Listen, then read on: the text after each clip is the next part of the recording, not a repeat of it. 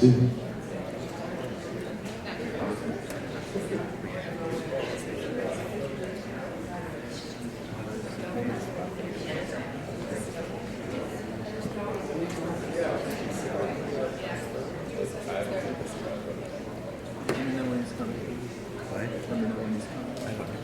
Oh, she's here. Shit.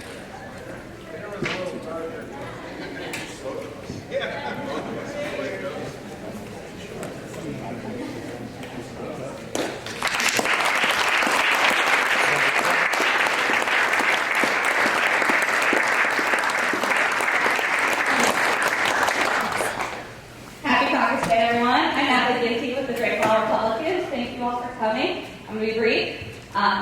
I would like to introduce a Drake Law graduate who's the longest serving governor in America, Governor Terry Branstad.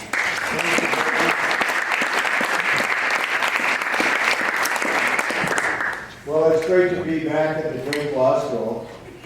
In 1974, or actually 72, my second, I came back from the service and started Drake Law School in 71. And in 1972, the legislative reapportionment plan was thrown out in the Iowa Supreme Court. We drew the map, and we ended up with 72 miles of Minnesota border, no incumbent. And it was my home area. So I ran for the legislature and took 10 hours at Drake Law School and commuted from Lake Nelson and won the election. And worked my way through law school between legislative sessions and just graduated in summer school late. And so anyway, I have a lot of good feelings about my time at Drake. And if you look at the colors, and I like Governor Christie's blue and white colors because it's the same colors as Drake. And it was when I ran for in 72, I chose the Drake colors, blue and white, and I've never lost an election. I'd say with the blue and white colors through all the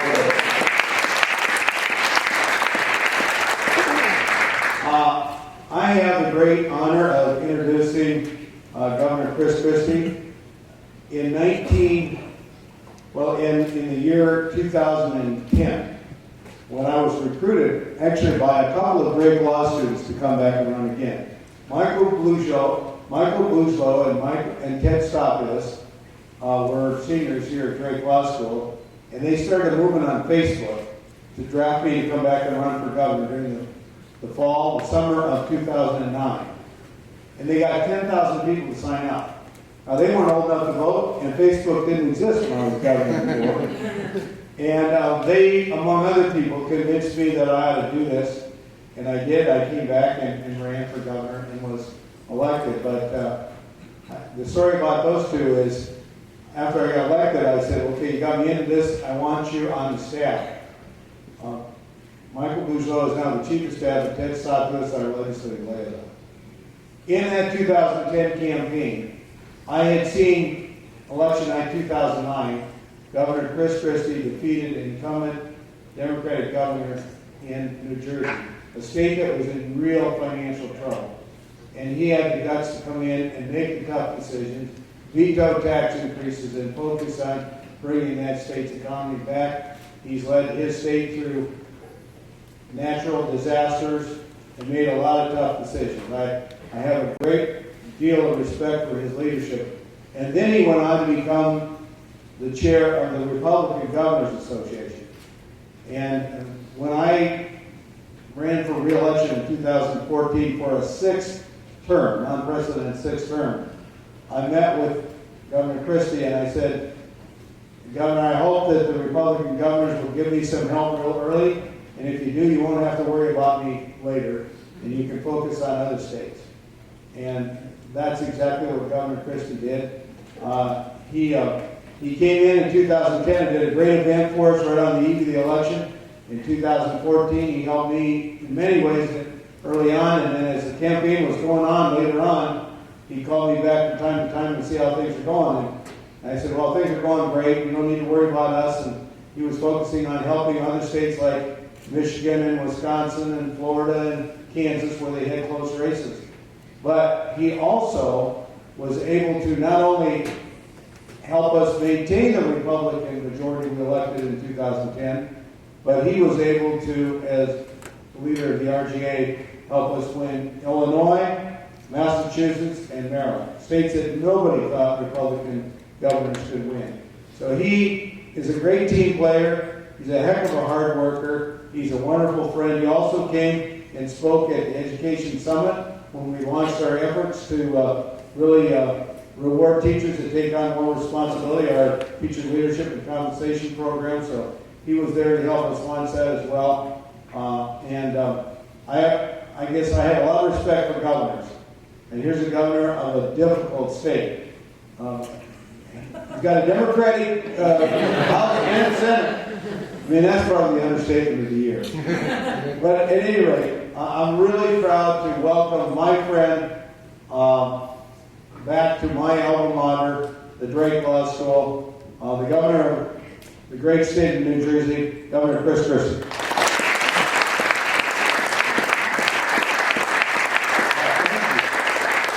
Great to be at Drake and to be introduced by Drake Law and to be able to hold a town hall with all of you on caucus day. This is an extraordinary education. I want to say thank you to Governor Branstad. He has done an extraordinary job and set a great example for all of us who are governors. I mean, think about his record now. He's the longest serving governor in American history. That's not just about being popular. That's about being effective. People would not return you to office if you were not effective. And he's been extraordinarily effective as the governor of Iowa, and that's why folks have returned him to office 6 different times. And so the opportunity to have him be here this morning on caucus day and to introduce me and welcome me to his alma mater. I want to thank the dean as well, who is here, and he welcomed me to your school as well. I appreciate that warm welcome. And I love that portrait of Branstad on the wall. That's a good one. That's definitely a good one. I'm going to try to see if my law school give me one of those too. That's pretty good. I'm going to give a big speech to you all this morning. I want to talk about one thing off the top, and then what I'd really rather do is take questions from all of you about what's on your mind as you get ready. At least I hope some, if not all of you, to caucus later on this evening. We held a town hall meeting in Burlington, Iowa, just a few days ago.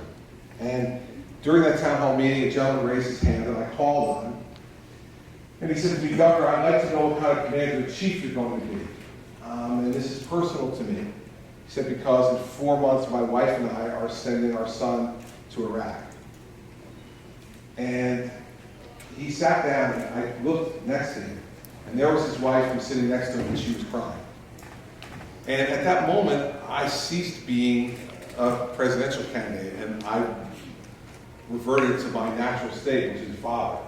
Mary Pat and I have 4 children, 2 boys and 2 girls, 22, 19, 15, and 12. And I thought to myself, how would I feel if it was our son who was being sent off to fight for our values and our principles in a place far away that's extraordinarily dangerous? And I could see the concern and the fear and the love in their faces. I mean, think about that from that perspective. Those parents nurtured him from the time he was in the womb through infancy and childhood to young adulthood, and now one of the most precious gifts they have in their life. Precious gift from God, their son, is not going to be put in harm's way. And they want to know who's the person that's going to be in charge of making the decisions about what happens in his life from here forward, and what would your philosophy be about handling that. And so, I say to everybody for tonight, when you go to those caucuses, I would hope that what you would do is think about those 2 parents, that they were there with you when you're going to vote, and that you'd have to look at them. Look them right in the eye, and whatever name you're going to mark on that ballot, you have to look at them and say to them with sincerity, I believe this person is the best person to represent our country, the best person to be commander-in-chief. Because to them, it's not just a political decision. It's a personal one. And I hope for all of you it'll be a personal decision too. It's more than just politics. It's about the lives and the livelihood of that young man and the peace of mind of his mom and dad. And that's what this election really is all about, everybody. It's been an extraordinarily entertaining election. Great campaign. I've been entertained. Should you have too? Should be on that stage. It's really entertaining when you're up there. You know, we've had governors and former governors, senators and former senators, business people, and a character. And so all that's been swirling around us. And I don't mind everybody being entertained. I have a sense of humor. I like to have fun. I like to be entertained too. But I suggest to you that today, now that we're in caucus day, showtime is over. Showtime is over. It's game time. When game time comes, you want real players on the field. Not showboats. Real players on the field. Because the both challenges and opportunities that face our country are too great to hand over to another person who doesn't have the requisite experience and judgment to make the most of the presidency. We put a first-term United States Senator in there 7 years ago. Someone who had never managed anything bigger than a 30-person Senate staff. And now we wonder why the government doesn't work. Well, man, this is hard stuff. Governor Branston will tell you, it's hard stuff to run a big, complex government. You need to have some experience in doing it. And if you don't have experience in doing it, I would just suggest to you, with all respect, that the Presidency of the United States in these times when we're under attack from terrorist groups, when we're challenged by an economy that grew at 0.7% last quarter, or we're challenged by educational costs that you all are living with, and debt that you'll have to endure over a long period of your early career. And when we're facing those kind of challenges, it's not time for on-the-job training. We've seen what happens in the last 7 years on that. I don't want to continue. So I'm tested. Terry's right. He's being diplomatic. I call my state lovingly an unruly place to govern. And it's a difficult place. But let me tell you, dealing with the Democratic legislature has taught me how you have to deal with Congress to be effective in Washington, D.C. Dealing with a state that has a majority of Democratic voters over Republicans, 750,000 more Democrats, has taught me that everybody has to have a seat at the table. If government's going to work, you have to listen to everyone. Not just the people you agree with, but the people you disagree with too. Because you know what? They got elected also. And they have principles too. Being the governor of a state like that has tested me in crisis, as he mentioned with Hurricane Sandy. And I know that the most important job of a governor is to try to restore normalcy for the lives of his people when those folks are challenged. All those things will be absolutely necessary for the President of the United States. So I will stop there and let you start asking me questions, because that's the part that I like the best anyway. I suspect you'll like it better too. And if the questions are good, I'll answer them. If they're really hard, I'll let Branstad answer them. It worked out really well. So, thank you. Raise your hand and ask. I am ready to answer. Who's got questions? Anybody? Come on now, someone's got to start. Where are we? Yes. Hey, Governor Christie, thanks for coming. My pleasure. In one of my classes in senior seminar, we learned about a mandate that's the 34,000 immigrant detention mandate that basically says 34,000 document immigrants have to be detained each day. It was a mandate that was supposed to push through Congress, and I just want to know what's your thoughts about that. Would you eliminate such a mandate through elected office that was basically pushed through Congress by corporate interests? Well, listen, it is always difficult to figure out who is pushing what through Congress. So the idea that particular mandate was pushed through Congress by corporate interests, it could be, it could not be. But let's get to the substance of what you're saying. I think the intent behind it is the law needs to be enforced. And the fact is that we've allowed 11 million people to come into this country illegally and stay here. And the question that we have to answer is, does that make us a sovereign nation or not? We have to start enforcing the law.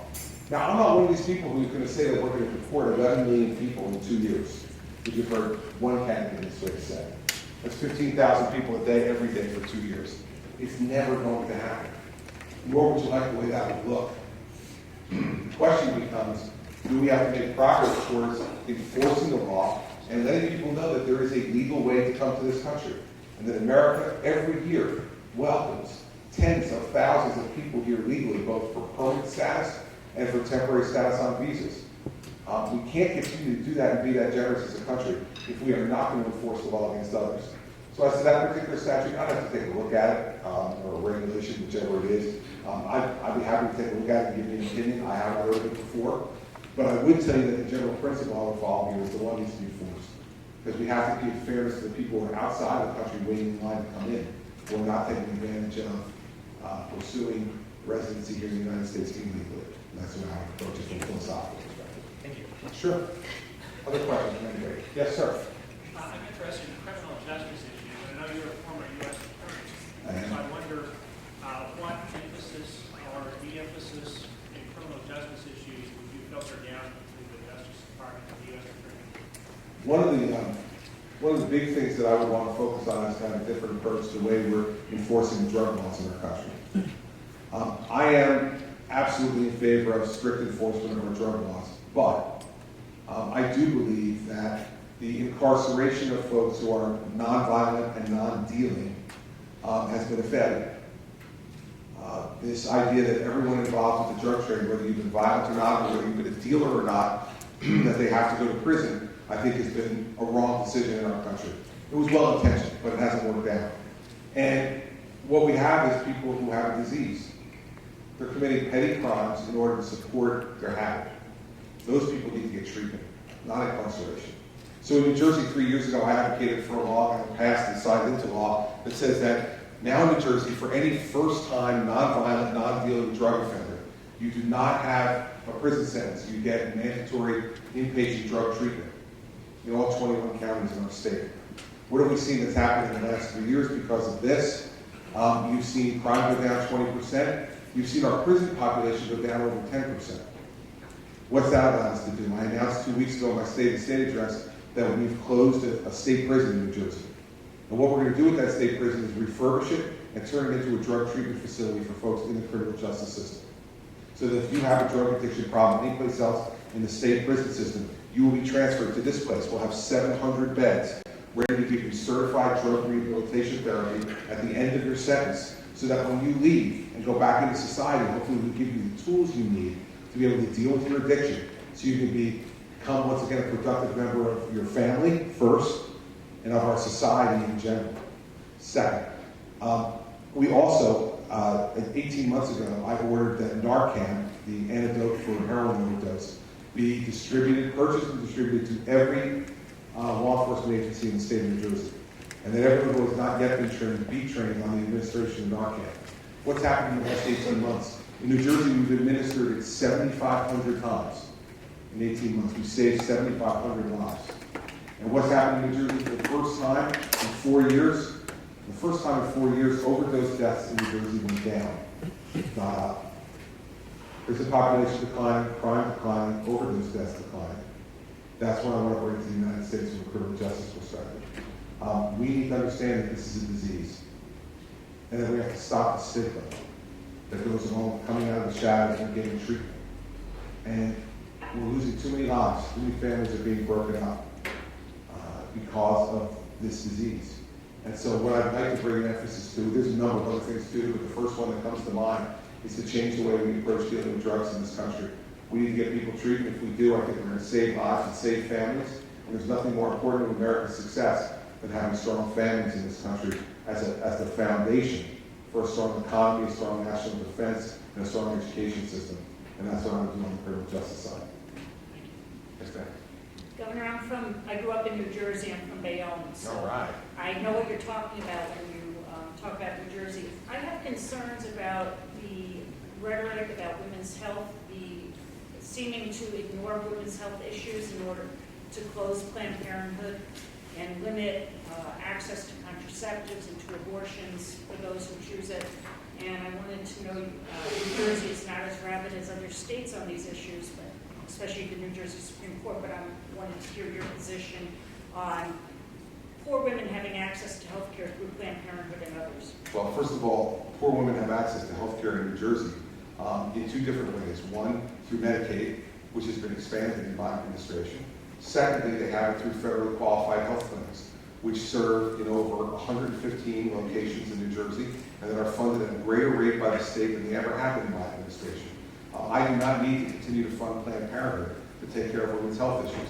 Planned Parenthood is a political organization. It's not a women's health organization. It It's a political organization that pursues a political agenda. And I don't believe we should fund political organizations who pursue political agendas with public money. And especially when there are many other avenues for women to get health care in New Jersey and to pursue every one of the rights that you just mentioned.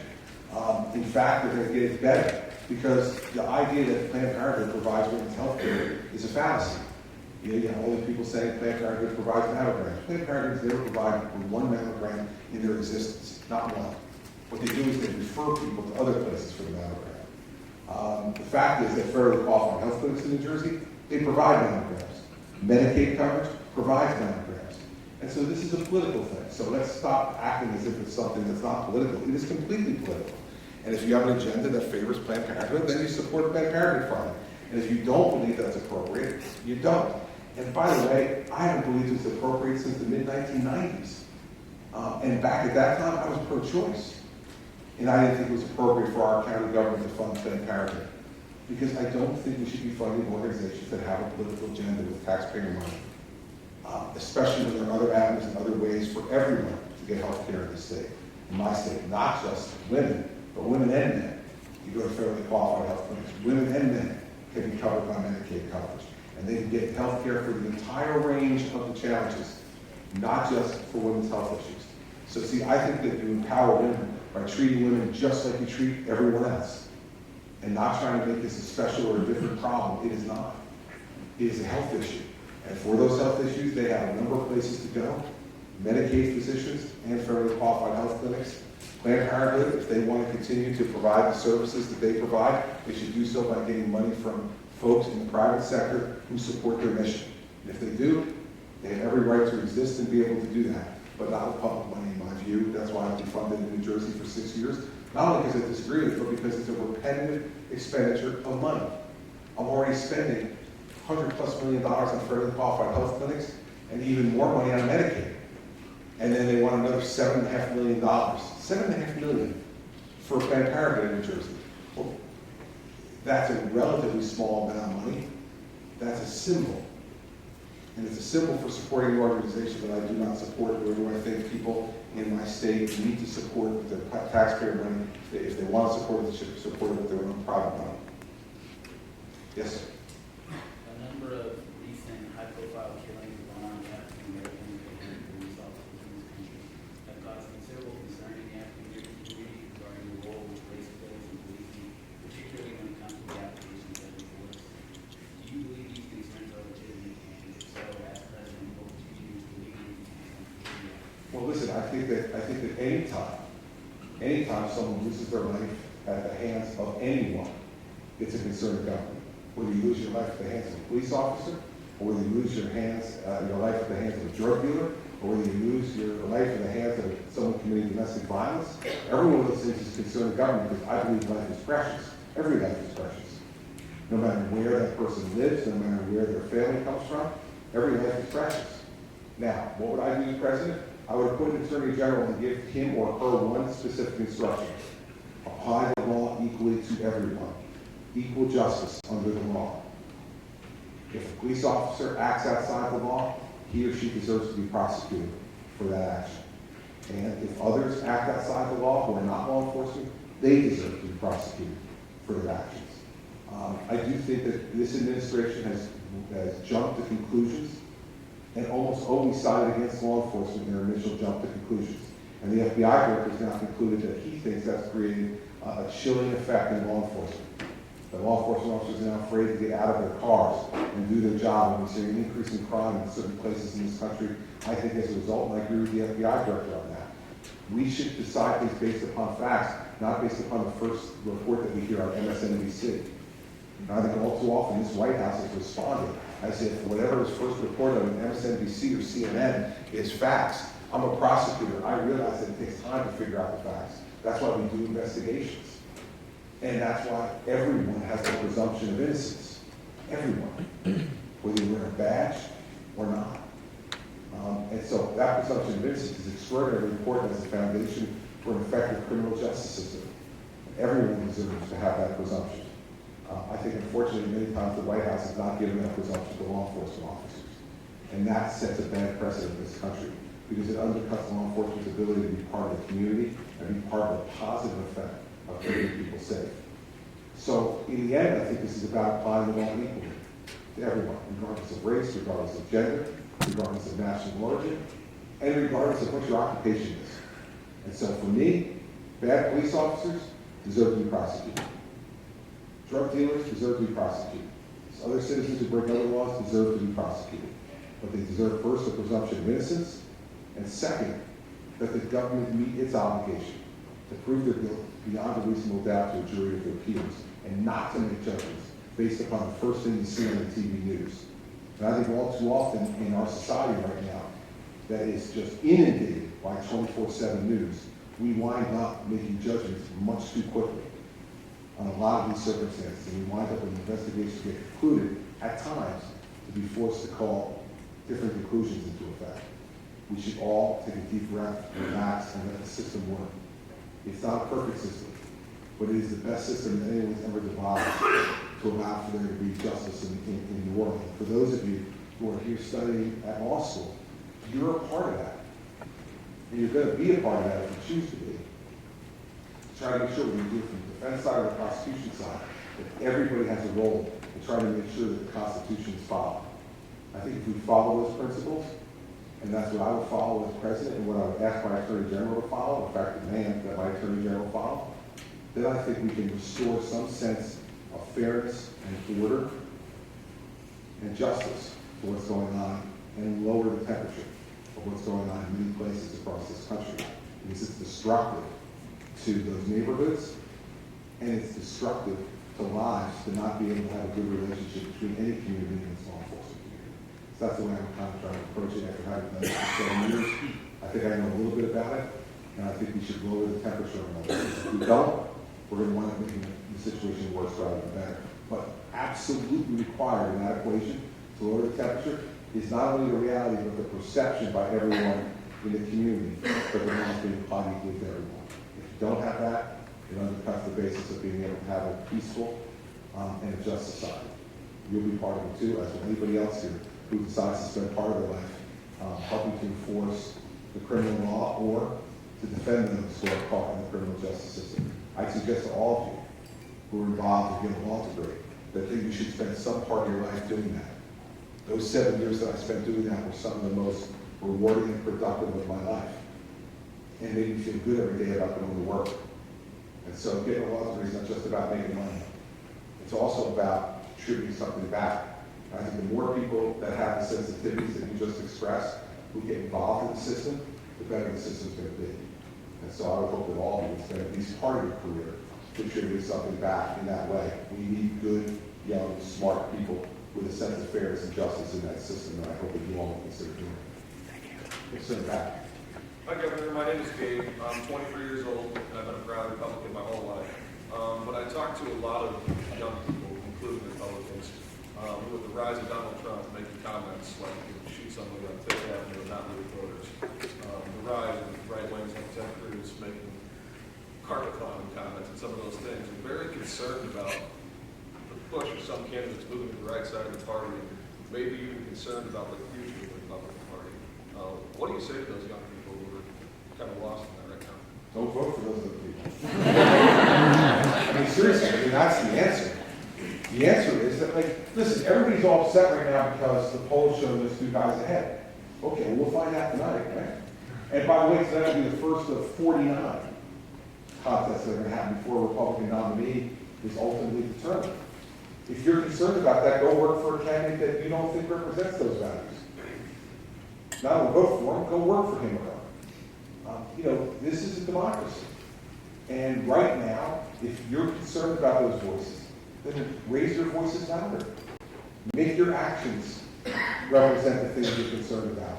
With all due respect, and I spent 3 years at law school too, and I sat around tables like this in libraries and lounges and cafeterias talking about all these problems, and you know, gosh, the more education you get, the more opinions you have. That's all good.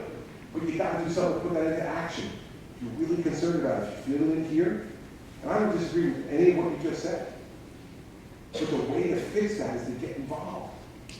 Well, you don't have to be a candidate if you want. If you want to be great, you can always use one candidate. Someday Branson's not going to be governor. I don't know. Someday he won't be governor for Iowa. Someday someone's going to have to replace him. So we do need great young candidates who are going to work their way up like he did to become an experienced person who's able to handle the tough decisions that need to be made and conduct themselves in public in a way that's going to make you proud. And so I'm not worried about the future of the Republican Party. My dad. Let's see. Let's see what happens the next few months. I'm not one of these people, you know, if you watch TV all the time, man, they want this to be over tomorrow.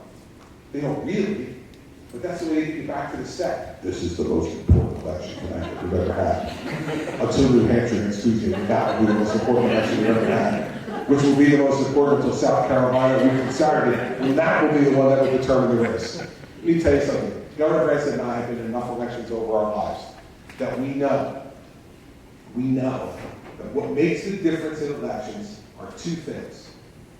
Candidates, the qualities that those candidates bring to a campaign, how they conduct themselves, and the people they're able to attract as followers. Those are the two things that determine elections. And so, you know, I was talking to people today at the machine shed who were telling me they were still undecided. Undecided? Really? We've been bugging people for a year. You still undecided? Okay, I'm going to make one more pitch to you, right? It matters. Your voice matters. And so, yeah, I'm not happy. Listen, I said this when he said it. Like, I've known Donald for 13 years. You know, I've known him for a long time. I said that a president of the United States and a serious candidate for president should not be saying stuff like I could shoot somebody in the middle of Fifth Avenue and none of my voters would leave me. I will tell you, I was at a town hall meeting in, where's that guy? It was Morningside University. Okay, Moines University. Thank you. City. Thank you. I've been in so many cities in the last few days, and it's hard for me to keep up. Okay, he raised his hand, he raised that issue to me. And he said, you know, Donald Trump said that if he could shoot you, if you shot somebody in the middle of Fifth Avenue, that he wouldn't lose any voters. He goes, well, let me just tell you, he just lost 2, me and my wife. So I'm shopping for a new candidate. And that's why I showed up at your thing this morning. This stuff matters. And over the course of time, how you conduct yourself either wears well or wears poorly with the American people. So don't be too troubled yet. We got a ways to go. And there's guys like me who are in this fight. Not because the media says I should be fighting, but because I believe in my heart that I'm the best person to lead our party united and to represent the values that you apply in your question. So you join the team. Whether it's my team or somebody else's team, you know, obviously, I think you want to be on my team. Because it's the best team. But the other teams need people too. So what I care about is that you get involved. Get involved, make a difference. When he says repulses you, fight against it. Don't just moan about it. There's no place in my life for the whiners and moaners. I have no use for them. I don't have time for them. I have time for the people who want to make a difference. You sound like you're one of them, so make a difference. You can do it. Yes, sir. So, Governor, I'm one of those independent, undecided voters. Come on, man. What time is it? It's like I've got 10:30. 10:26. Tick-tock, tick-tock, tick-tock. It's 7 o'clock tonight. So, my question has to deal with, in any bill, there are good things and there are bad things. And in my situation, I went through a very serious illness a few years ago, and I'm concerned that if we do a wholesale repeal of certain things with the Affordable Care Act, like pre-existing conditions and stuff like that, that I'm going to have a very hard time finding decent, affordable insurance. Now, there were certain things of that bill I dislike, and there are certain things like that I really do, or I'm very concerned about if that goes away. Will I even be able to afford, like, I've been turned down for life insurance and other stuff based on my previous medical conditions. So how would you address that, and in keeping the good things that were in that, and then getting rid of some of the other stuff? Like, how would you go about looking at that in healthcare for individuals like me who, I work out here trying to do the best that I can, but if that does go badly, I'm really concerned about it. Okay, here's how I would do it. This is really good news for Branson. Here's how I would do it. I'd repeal Obamacare because there should not be a national solution to this problem. And here's why. Let's take our 2 states. So we've got the state of Iowa here, big, expansive, rural, agricultural, with some pockets of urban areas, 3.1 million people. New Jersey, not big and expansive, small. 8.9 million people stuffed into this sausage, okay? Never want to talk to each other. Heavily urbanized, the most ethnically diverse state in the nation. Hospitals every 4 miles, they're everywhere, they trip over them every time you turn around. Surrounded by all this stuff. Why is it that we would ever think that one solution could fix the problems and the issues that confront Iowa and New Jersey? It makes sense. Right, so here's what I would do. I would repeal Obamacare, and I would say to the nation's governors, you've got 1 year to come up with your own health plan for your state. So I want to go to Governor Branstad and say, you know what? Come up with the Iowa health plan. You and the state legislature, the medical community, and your citizens. Come up with a plan that works for Iowa, that confronts Iowa's difficulties, that confronts the gaps in Iowa's coverage. And then you all determine each one of those decisions. Iowans want to cover pre-existing conditions? Put it in your bill. Iowans want to have young people stay on their parents' insurance policies until they're 26 years old? Put it in your bill. Iowans want to have a situation where your insurance is portable from employer to employer? Put it in your bill. But the Iowa people get to determine what's most important to Iowans in terms of access and then trade off for cost. Do Iowans want to be able to buy health insurance just from insurance companies in Iowa, or do you want to be able to buy it from any place else in the country? And what's your trade-off for being able to do that? Is it giving up certain mandates that you talked about that maybe those other places don't have but are more affordable? Or do you think that the mandates that they have in Iowa are important enough to you that you're willing or able to pay more? Those are decisions that can be made right here, and should be made right here in Des Moines. And it should be made by a governor and a state legislature, because you can have the most influence on that.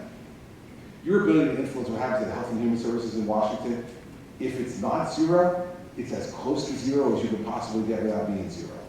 Your ability to influence Jake, who's a state rep, he's sitting right there.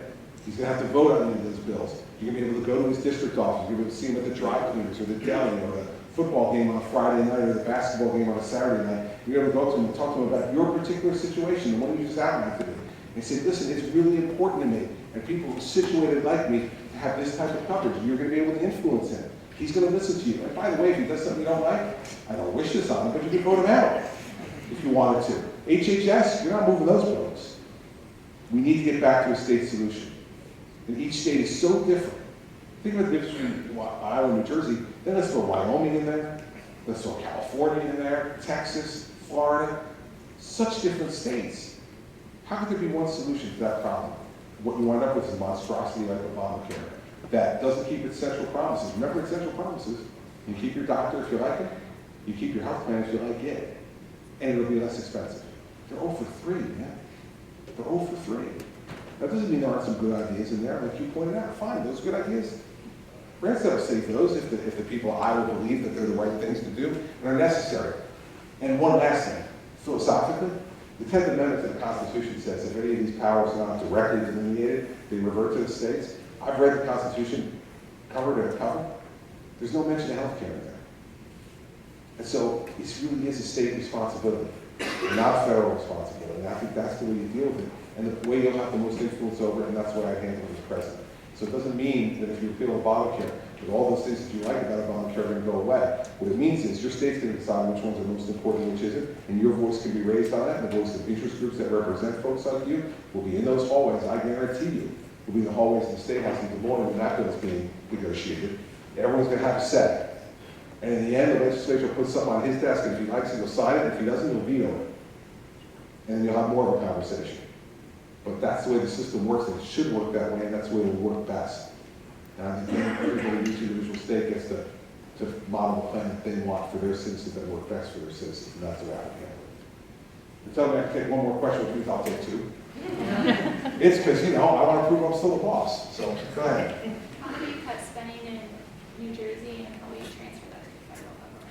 Here's how I cut spending in New Jersey, a couple of ways. First, spending surrounds people in your employment first. So if you want to reduce the size of government, you got to eliminate people from the government.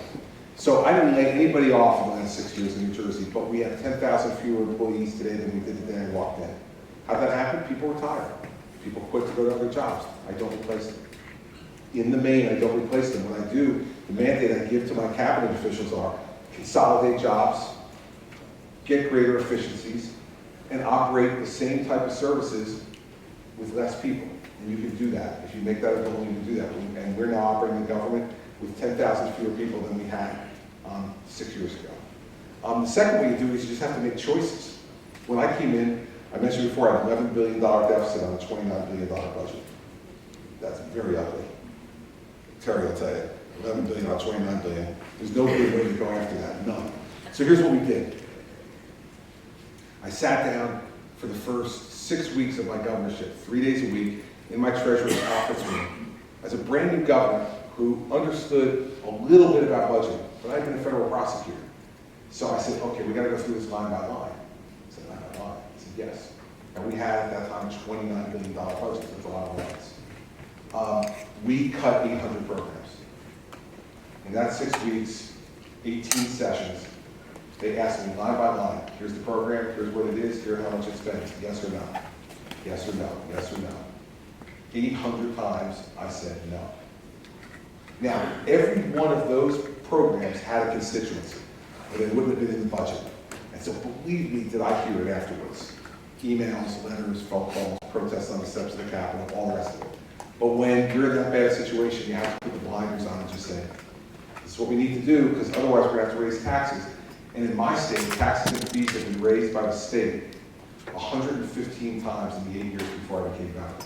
115 tax and fee increases in 8 years, and we still had an $11 billion deficit. You know why? Because spending went up 56% in those 8 years. So we had to stop it. And so it made, believe me, I came into office, you're never more popular like than the day you take the oath of office. And 6 weeks later, you know, the bottom fell out. But when people saw that services were still being provided to them, that the sun came up the next morning, that it wasn't the end of the world as the liberals told them it would be, then my numbers went back up. But your popularity is not there for you to frame and put on the wall and look at. Your popularity is to be used to accomplish big things that are unpopular. And then you lose your popularity, and then when those programs work, you gain the popularity back. I've been everywhere from the mid-30s to the mid-70s in 6 years, and every place in between. You cut spending, it's not always the most popular thing in the world when you do it, but when people realize that, they survive it. We spend $2.3 billion less today in discretionary spending in the FY16 budget than we did in fiscal year 2008, 8 years ago.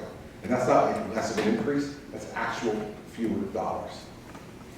Those are results that you deliver for people, and it's helped to put the budget in balance and end a lot of games that we had to play before. So that's what we did in New Jersey, and we have to take a similar kind of approach to the federal budget, which is gargantuan, and it will be much harder to do it from a personal perspective, but the big decisions will have to be brought to my desk to be made, and I'll make them, just like I did in New Jersey. All right, yeah, next question. You at the beginning of this thing, just to have a little bookend here, you talked about the thing with Iraq and the kid and so on. You know, in my opinion, I think, and I think generally agreed, the Iraq war has been a complete disaster. It's cost trillions of dollars. I think over 4,000 of our kids have died. And we've kind of doubled down on that, I think, in the Obama administration with Libya, Syria, kind of the same thing, regime change. And it always seems like it makes things worse. So I'm not sure about your position, but I think what I would do is I would tell that father, I think we should vote for somebody that's against these neoconservative policies. So, you know, and I think the candidates that I'm aware of that are against these policies are Rand Paul, Donald Trump, and Bernie Sanders. And what is your position on this? Well, I'm not sure about your position, that's what I'm asking. Well, yeah, first off, I think you're probably right about Rand Paul and Bernie Sanders. Donald Trump's on record. He went on record against Iraq. Right. But he's gone on all sides of the issue on Syria. First he said he was going to let Putin do it, then he said no, he's going to go over. I think he said he bombed the S. Right, after the San Bernardino thing. But that's a foreign entanglement, isn't it? Right? But I think generally he's not a neoconservative. No. Listen, you can use whatever label you want, but when he said, who do you think is going to bomb the S out of them? It's going to be that parent's child. They're going to bomb the S out of them. So I don't agree with you on Donald Trump. Donald Trump says what Donald Trump thinks he needs to say, that he thinks you want to hear. Whatever he says. But it wasn't popular back then to be against the Iraq War. Oh, no, but it's... Hillary Clinton was for the Iraq War. Excuse me, but it's certainly really popular now to say that you'll bomb the S out of these people. I'm not for that. I'm not for everything. I don't like Donald Trump personally. But my point to you is, you start off the question by laying a premise. Right? We're sitting in law school, we understand that factual premise is what helps to determine the outcome of a case. Your factual premise was that Donald Trump is not one of these guys. And what I'm telling That's not what I said. That's not what I said. You said there are 3 people who are not neoconservatives and wouldn't be in favor of these wars. Paul, Sanders, and Trump. And my point to you back is that you might be right about that with Paul and Sanders, but you are not right about that, in my opinion, on Trump. But people see in Trump whatever they want to see in him, whatever day that they hear him say something. So you like that particular thing, and you're not going to listen to anything else that he said since then. That's not true. I didn't say I was a Trump supporter. I'm not saying you're a Trump I said supporter. that's what I would tell the parent. I said if my kid was in war, I would want somebody You would tell that's him to vote for Paul or Sanders or Trump. I would want somebody that's not for these types of wars. Well, these types of wars, this is a very generalized statement. These types of wars. Also, in the Constitution, aren't you supposed to? You talk about the Constitution with the 10th Amendment Yeah. for this guy, but also the Congress is supposed to declare war. Oh yeah. Right. Okay. But it hasn't happened. There's no declaration of war. I understand that, but first of all, seriously, if you want in for the caucuses tonight, I understand that anybody can declare for president tonight and show up at the caucuses, and then I'll come and we'll debate this. But at some point, you're going to have to let me answer. Yeah. Okay. So on wars, here's the bottom line: we have to make a determination what we think is in the best interest of the American people, and what threatens American interests both at home and around the world. Now, I think that the Iraq War decision turned out to be the wrong decision. Now, the President of the United States made that decision based upon the best information he had at the time, that weapons of mass destruction were possessed by Saddam Hussein, and that he was prepared, he had used them before on his own people, and that he was prepared to use them again, not only on his own people, but on others. If that had turned out to be true, I'd be in favor of the Iraq War, as I was at the time, based on that information. Now, it turns out he was wrong. So all of us with retrospect have the ability to be able to look back on it and say, you know what? It turned out that he didn't have those things, and since he didn't, we probably shouldn't have gone in. Now, on Syria, the fact is that this president said if Assad used chemical weapons on his people, that he would attack him. That he didn't. The situation we have now is that if you stay out of a lot of this stuff, it doesn't protect you necessarily by staying out of it. Because we now have ISIS, who has been an absolute outgrowth of our pullout of Iraq. They have taken over the territory in Iraq. They're now moving in to Libya. They're now moving into Syria. And they're using it as a base of operations to launch attacks against Europe and the United States and other places around the world, including Indonesia and Turkey and others. So you got to decide where you're going to fight these guys. Either you're going to, because they're coming to fight with us. They're picking the fight. We're not. They are. And so if you're going to fight with them, you have to decide where you want to fight with them. Do you want to fight with them over there? Or do you want to fight with them here? You know, my view would be, you've got to defend yourself here, and you've got to fight them over there. You can't fight it by yourself. You've got to assemble a coalition with European allies and Sunni Arab allies to be able to take them on. But they are not going to go away just because we wish they'd go away. And they're not going to go away because we pull up the walls of Fortress America. What we learned in 2001 on September 11th is that our oceans no longer protect us, as they have in the past, and that we are vulnerable to attack each and every day from people who are inside our borders and people who enter our borders from other countries. And so it's a hard decision to make. There are no easy decisions in this. If they were easy, everybody could make them. But what I would tell those parents are, you need a commander-in-chief who's going to use the right judgment to find the mission for your son in an appropriate way, and then have his back to have the equipment and the wherewithal to be able to fight the fight that needs to be fought when it needs to be fought. Were you for the toppling of Gaddafi in Libya? I don't know. I don't follow these things very closely. Well, if you don't follow these things very closely... I don't follow your positions very closely. Well, then, you know, listen, I'm not here to give you an entire education today. No, I'm just asking you a question. Were you for Libya? Listen, you know what? I'm from New Jersey. I'm from New Jersey too. I believe me. You know, that became clear to me about 15 minutes ago. And so, here's the deal. You want to know all my positions? Go to christie.com. Okay. People get one question. You've gotten about 5 so far. And so, and you want to argue with me. I understand that. You're from New Jersey. I argue with 8.9 million people every day. No. I get where you're going. It's a difference of opinion. And I get what you're trying to do. And you know what? I am a man who is very mellow today. I am a guy who is feeling extraordinarily zen. I am feeling in touch with my inner self. And what this gentleman is trying to do is to get my inner self to be riled. Because we've seen this before in me. Every once in a while, my inner self gets riled, and we put on a great show for people. And I'm happy to do that at times. But you know what today? Today I'm feeling calm. Today I'm feeling non-New Jersey. Today I'm feeling very much within myself. And so no matter how many times he continues to change the question because he doesn't like the answer that I gave him, so when I give him an answer that answers his question, he says, well, I got to move on to another question to see if I can trip him up on the next one. Young lawyers and lawyers to be in the room. Remember something. There is a saying over the Hudson County Courthouse in New Jersey, in Jersey City. And the engraving over the courthouse says, when you stand well, stand still. It's the most difficult thing to do in public life and as a lawyer. When you're preparing for an oral argument, when you're preparing for an argument before a trial court or before an appellate court, you work hard, you prepare that entire argument, and you want to get that entire argument out. Because you worked hard, you prepared, and you want to prove to everybody that you're the smartest lawyer in the room, and you're going to do it. And then you have a judge sitting up there, or a panel of judges, and they start to interrupt you. And they're trying to direct you in a certain way. And you're saying, heck is that, man, I got this argument again, you're going to get this out. When you stand well, stand still. Because sometimes you can create more harm than good by keeping it going. It's the toughest thing to learn as a trial lawyer. It's the toughest thing to learn as an appellate lawyer. And it's a tough thing to learn as a politician. Sometimes you just got to let it go. You're not going to win every argument. You got to let it go. So you're watching a moment of experience and zen overcoming. And that's where we're going to end. Last thing I'll tell you all is this. Being a leader at this time in our nation's history is an extraordinary challenge because we've been failed by leaders before. And we're at a point in this country now where we have a lot of anger. We have anger based upon an economy that hasn't performed as well as it really needs to support people throughout this country.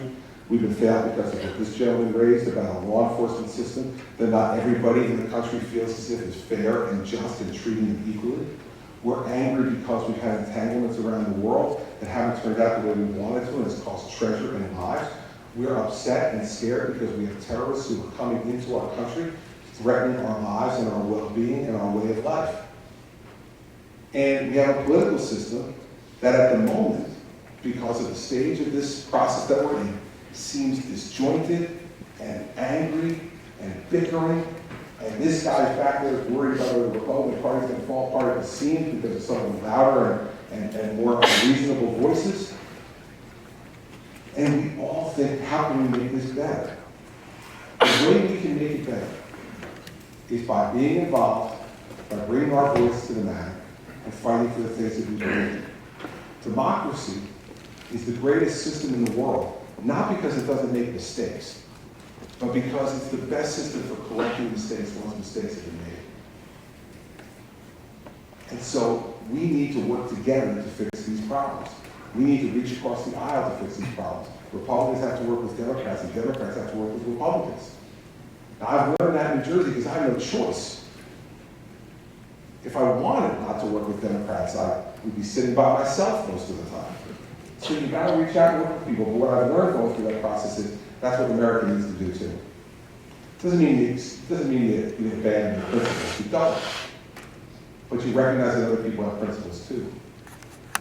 And those principles need to be heard and listened to. And during election campaigns, we'll fight as hard as we can to win every seat we can possibly win. Man, I'd give my right arm for the Republican legislature for a week. I wouldn't know what to do. I wouldn't sleep. We'd do so much stuff. But you know what? I have to deal with the cards that the American people give you and that the people in New Jersey have given me.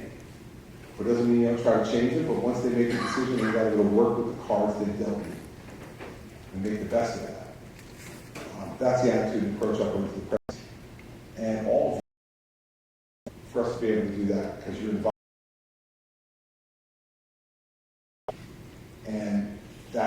beginning of how we fix these problems. In a place like this, where we're training the future leaders of our society. There'll be engineers, there'll be folks who work in business, there'll be folks in agriculture, who all take their place among our leaders, but a lot of those leaders, our history tells us, come from inside buildings like this.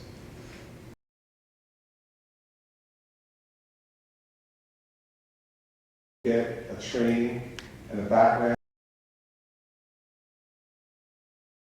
experience that helps you to analyze problems. You're going to be subjected to them. Everybody's got them. But you know what? They never make the jokes about their lawyer. Right? Every other lawyer stinks except for yours. And when you meet your lawyer, man, he or she is the best person in the world. You have to walk around with that pride every day. That you do what you can do for your client or for the cause you care about, and use the experience and the education you get in this building and that you obtain outside this building through your experience to help make your community, your state, your country a better place. However it is you choose to do that. That's what really inspires Americans. And I'm going to try to use that skill and experience as President of the United States. You use it however you see fit to use it. And we'll wind up with a much better country and much better communities all over the country. That's why I'm on kind of my last campaign stop here in Iowa to be at a law school. Because this is where my career began. Inside law school. A long time ago. 32 years ago. And never at that time when I walked into law school, the first year constitutional law or torts or civil procedure or criminal procedure, did I think, oh yeah, 32 years later I'll be running for President of the United States. I was just hoping to pass common law. Okay? So, what I'm telling you is you never know where this journey is going to lead you. Right from inside this institution, and him to be the longest serving governor in the history of America, I'm sure that's not exactly what he was thinking when he was here at Drake Law School. It's led me to be a candidate for President of the United States, and I don't know where to lead you, but as long as it leads you to a place that's good and righteous and fulfilling for you and your family, then you're making the country a better place. So go forth and make the country a better place. That's what I'm going to try to do, and I hope you try to do it too. Thanks for giving me time to listen this morning. Governor, thank you.